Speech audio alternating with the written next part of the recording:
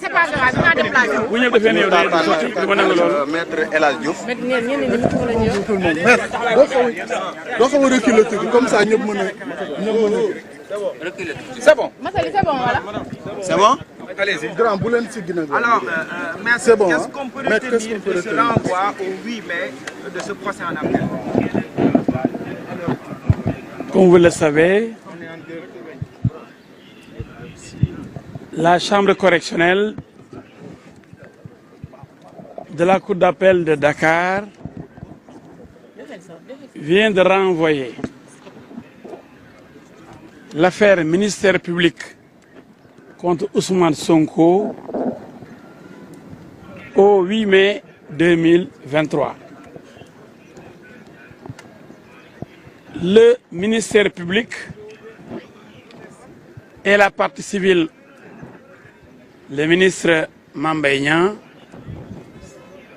ayant interjeté appel,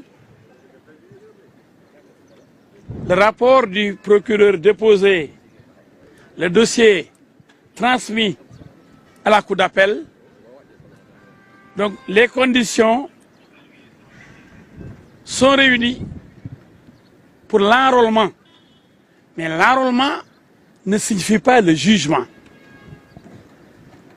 Les gens sont très vite allés en besogne pour dire qu'on n'a pas attendu l'expiration des délais d'appel. Mais vous aurez constaté que les droits de tout le monde sont respectés.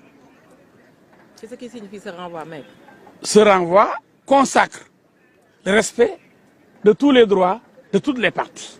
C'est pourquoi le président de la juridiction d'appel a renvoyé à cette date pour que nul n'en ignore et que le peuple sache que le droit et le droit seul est dit dans cette affaire et le droit sera dit. Mais quelle a été la raison exacte de ce renvoi? Pourquoi pas faire l'audience aujourd'hui? Mais c'est rare qu'on ait une affaire qui arrive donc pour la première fois sur la table d'un tribunal ou d'une cour d'appel. C'est rare, et je dis, de constater ou de voir les juges statuer le même jour. Vous avez vu qu'en première instance, il y a eu plusieurs renvois. Donc ce renvoi ne doit pas vous étonner. Mais il y a souvent des motifs de renvoi. Il faut demander ça au juge qui a renvoyé d'office. Il a ses raisons. Et à partir de ses propres raisons, le juge, avec son impérium, a renvoyé d'office au 8 mai 2023. Le camp adverse n'est pas présent. Est-ce que tout le monde l'assume? Il faut lui demander ce qu'il pense. C'est son problème. Le cas adverse ne m'intéresse guère. Moi. Ni ses avocats, ni ses... C'est mon cas, le cas de Mame Mbaye Niang qui m'intéresse. Posez ces questions à ceux qui défendent ce camp.